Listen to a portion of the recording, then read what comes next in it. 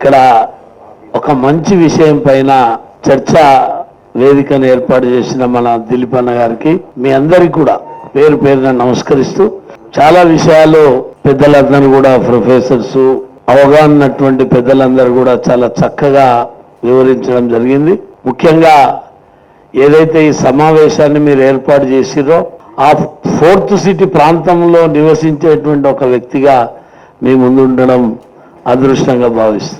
మా మండలం కావచ్చు, మా నియోజకవర్గం కావచ్చు, ఈ సిటీలో ఒక భాగంగా మా ప్రాంత భూములే ప్రభుత్వం తీసుకొని, గత ప్రభుత్వం సుమారుగా 19,000 ఎకరాలు ప్రజల భూమిని నిర్దాక్షిణ్యంగా ఉన్నటువంటి రేటు కూడా ప్రజలకు అందకుండా అతి తక్కువ ధరలో ఆ భూమిని అంతా కూడా సేకరించి వాళ్ళ ఆ భూమిని ప్రజలకు దూరం చేసి, ఆ తర్వాత ఈ ప్రభుత్వం కూడా ఏదో రకంగా వాళ్ళకు మేలు చేస్తానని చెప్పి ఆ 10 సంవత్సరాలు మా ఉద్యమ కాలంలో మా వెంట నడిచినటువంటి ప్రభుత్వం వచ్చిన తర్వాత కూడా ఆయా ప్రాంత రైతాంగానికి ఒరిగిందేమి కూడా లేదు.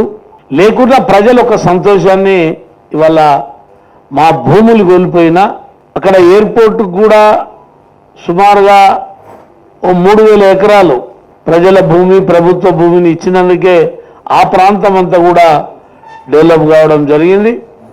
దాంతోపాటు ఇవాళ ఈ ఫోర్త్ సిటీ, ఫార్మా సిటీ, గత ప్రభుత్వం ఏమో ఫార్మా సిటీ పేరు మీద వేలాది ఎకరాల భూమిని తీసుకున్నది.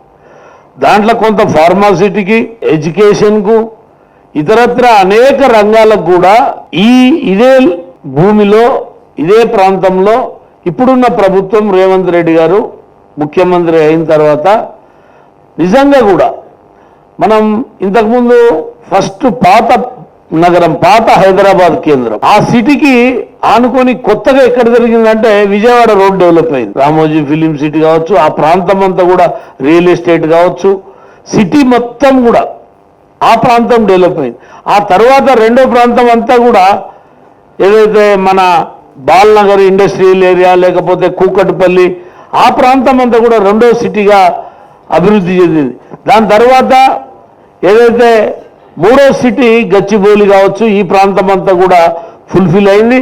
ఈ మధ్యలోనే మనం చూస్తున్నాం 200 కోట్లకు ఒక ఎకరా, ఆ మధ్యలో 100 కోట్లు, 120 కోట్లకు ఒక ఎకరా అంటే ఇక 200 కోట్లకు ఒక ఎకరాగా ఈ ఏరియా మొత్తం కూడా గచ్చిబౌలి, ఈ ప్రాంతం అంతా కూడా పెరిగిపోయింది. ఇప్పుడు ఉన్నటువంటి స్పేస్ ఉన్నటువంటి, వసతి ఉన్నటువంటి, వనరున్నటువంటి, ఎయిర్పోర్ట్ కాదు చేరువలో ఉన్నటువంటి ప్రాంతం ఇవాళ ఈ ఫోర్త్ సిటీ. అంటే సామాన్యమైనటువంటి వ్యక్తులు కూడా అక్కడ ఈరోజు తన యొక్క గృహానికి కానీ, ఇండస్ట్రియల్కి కానీ, ఇతరత్ర అనేక రూపాలుగా తీసుకునేటువంటి అవకాశం ఉంది. రేవంత్ రెడ్డి గారు కూడా ఒకటి రేడియల్ రోడ్ అని టాటా పేరు మీద ఒక రోడ్ 300 ఫీట్ది ల్యాండ్ ఎక్వైర్ అయిపోయింది, పనులు ప్రారంభమైనవి. అది కూడా ఆ రోడ్ ఎండింగ్ నా సొంత మున్సిపాలిటీ కాడికి వచ్చి ఎండ్ అవుతుంది. ఆ మున్సిపాలిటీకి వెళ్ళే మళ్ళా RRR రోడ్డు అక్కడికి వెళ్ళే ప్లాన్ చేసి, కాబట్టి ఈ 3 ప్రాంతాలు మధ్యతరగతి కుటుంబాలకు అందనటువంటి ఎత్తుగా ఎదిగిపోయినటువంటి సిటీలా ఒక కొంత మధ్యతరగతి పేద వర్గాలకు కూడా అవకాశం ఉండేటువంటి విధంగా ఈ ప్రాంతం ఉంటుంది.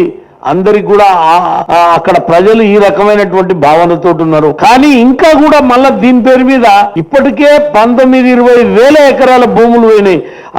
ఈ ఎయిర్పోర్ట్ సిటీ కాక, లేకపోతే ఇతరత్ర ఫార్మా సిటీలు, లేకపోతే ప్లాస్టిక్ ఇండస్ట్రీ అనుకోండి, లేకపోతే అక్కడ ఉన్నటువంటి సెజ్జులు, చాలా అవన్నీ కలిపితే నాకు తెలిసి దాదాపుగా ఒక 50,000 ఎకరాల భూమి రైతుల దగ్గర నుంచి ప్రభుత్వ భూమి పోయింది. ఇప్పుడు ఉన్నటువంటి ఈ 19-20,000, 30,000 ఎకరాలనే చేయాలి. కానీ మళ్ళీ ఏ ముఖ్యమంత్రి వచ్చినా ప్రజల భూములను తీసుకొని ప్రజలని ఇబ్బంది పెట్టేటువంటి ప్రయత్నం ఇక ముందు కొనసాగించకుండా ఉన్నటువంటి భూమిని డెవలప్మెంట్ చేయాలి.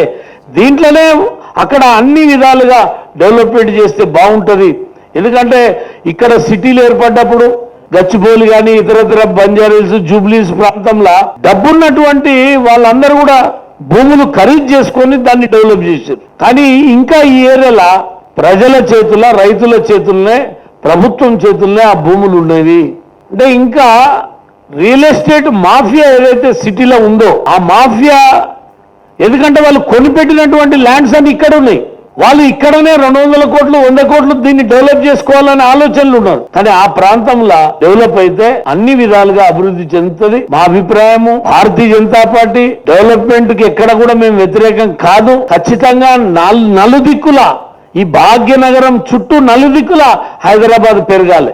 ఎందుకంటే ఇంతకుముందు మా మిత్రులు కూడా చెప్పిండి, మీరు కూడా పెద్దలందరూ గుర్తు, సిటీలో రోడ్స్ కానీ డ్రైనేజ్ సిస్టమ్ కానీ మిగతా అన్ని ఇవాళ ల్యాండ్ వాల్యూ పెరగడం వల్లనే ఈ రియల్ ఎస్టేట్ కావచ్చు, లీడర్లు కావచ్చు, ఈ చెరువులను